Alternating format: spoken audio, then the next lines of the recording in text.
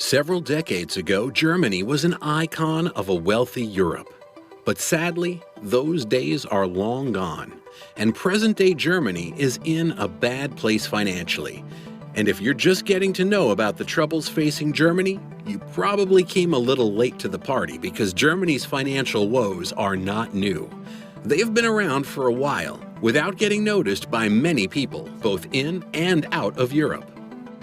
The issues with Germany's economy go back to the Second World War. It is common knowledge that Germany lost the Second World War, and with this came the loss of a level of relevance in the grand scheme of things. But what isn't exactly common knowledge is that relevance wasn't the only thing that Germany lost. It also lost a lot of its economic power. Post-World War II Germany was in a bad situation financially, but it didn't exactly stay in a poor situation for so long. Not everyone might agree with this, though. However, after the Second World War, Germany was divided into the West and the East. The West was perhaps not doing so badly. Sadly, the story was different for the East. After the Second World War, the United States came into a position of global prominence, so it came up with a plan to fix the damaged economy of Western Europe. This was called the Marshall Plan. Years after the Marshall Plan, it is obvious that it was a major success, but it was limited to the West, so East Germany was left unattended.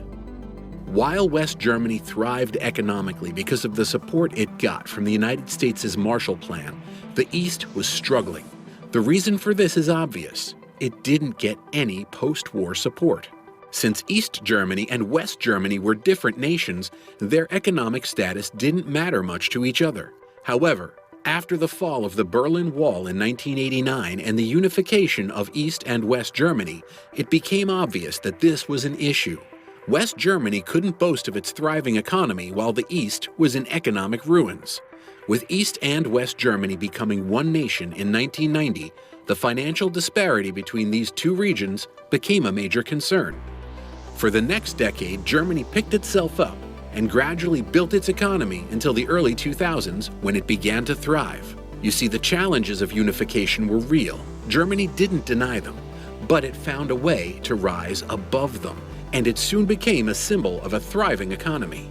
Germany was moving at a very rapid pace and was even beginning to rub shoulders with the likes of France, Japan, and the United States that were ahead of it.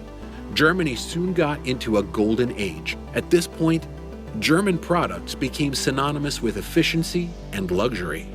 Beyond German products simply being considered great for how efficient they were, they became household names, and soon Germany was back at the forefront of economic success. Germany's golden age lasted for quite a while, and this made the European nation an exalted nation among other nations. But the golden age is just an era, and eras are subject to change. So while Germany might have become an envied nation, it only enjoyed this position for a period. Although extended, this period seems to be over. Germany still has the respect of the rest of the world, but the major reason for this respect is its reputation, not necessarily how great it is. With the fading of its golden age comes a series of challenges that it doesn't appear to have the answers to. But how did Germany go from a thriving economy to a struggling one? This is a billion-dollar question, and I will answer it in a moment. But before we go on with an answer, kindly smash the like and share buttons.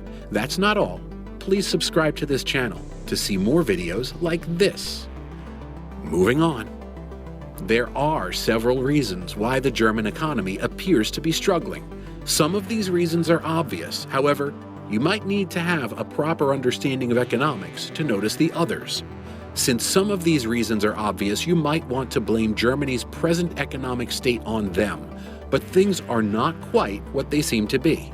Right now, it's easy to blame Germany's failing economy on the influx of refugees from Ukraine. Well, as much as the Russia-Ukraine war has affected the economy of Germany, it is a peripheral issue when the struggling German economy is looked at in detail. Germany is a highly industrialized nation. It is home to a lot of leading car brands. Of course, these car brands need factories to function, and those factories need power to run. This is common knowledge, And Germany didn't make a mistake by getting industrialized and needing a great deal of energy, but it made a mistake in its choice of energy source. Germany could have decided to have its energy needs met through various means, however, it decided to depend on Russia for its energy supply. Germany probably did this for various reasons, but one reason that seems quite obvious is that getting energy from Russia was cheap, so it made sense that it depended on Russia for its energy needs. Since it didn't have to spend a lot of money on energy, production costs could be low, and German-based firms could maximize profit. Regardless of how you decide to think of this, it was good for the German economy, but that was only in the short term. You see, getting its energy from Russia was Germany's way of shooting itself in the foot. It didn't know this at the time it struck a deal with Russia, but it found out much later. When it began to get away from Russia, Germany didn't know it was making a move that would come back to haunt it, and that was because of the relationship it had with Russia in the past. During the Second World War, the Germans and the Russians were enemies, and it didn't quite seem like they would have any form of dealing much later. We might not know exactly when things changed and they got comfortable with each other. However, when Chancellor Gerhard Schroeder took over, he appeared to have been a major link between the Germans and the Russians. He had some Russian connections that simply made him comfortable doing business with the Russians. While Schroeder led Germany, he struck several deals that essentially made Russia and Germany business partners. Germany's energy needs were essentially tied to Russia's willingness to supply them with energy. This would later turn out to be a bad move. As much as people now agree it wasn't a great move, there is still another reason why the German economy seems to be failing. And unlike other reasons for the dwindling economic strength of Germany, this particular reason is completely Germany's fault. It will be impossible to blame another nation even slightly.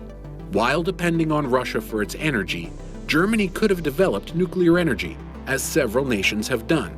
However, for some reason, it decided against having anything to do with nuclear energy.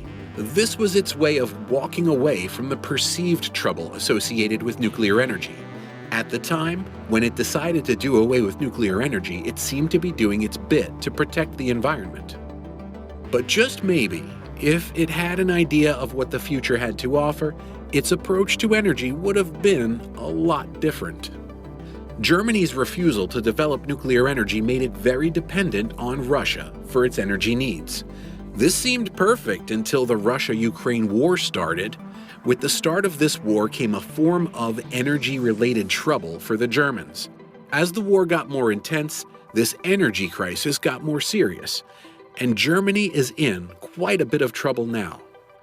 Russia's invasion of Ukraine was the impetus and push that many people saw was needed for Germany's political class to do things that others have wanted to do for a very long time, and what many of them wanted to do themselves, but either they didn't have the political will or support from the German public.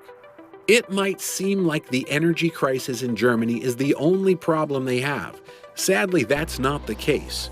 Unlike the rest of the world, Germany hasn't advanced technologically. It seems to be drawing back, while other countries move ahead. The internet in Germany is nothing like what is obtainable in other parts of the world. The internet speed in Germany is generally slow. This is a major problem, but it gets worse. The rural areas are even worse than the cities. The digital age isn't the only thing that Germany is left out of. There is also the issue of sticking to combustion engines when others have begun giving attention to alternate sources of power for vehicles.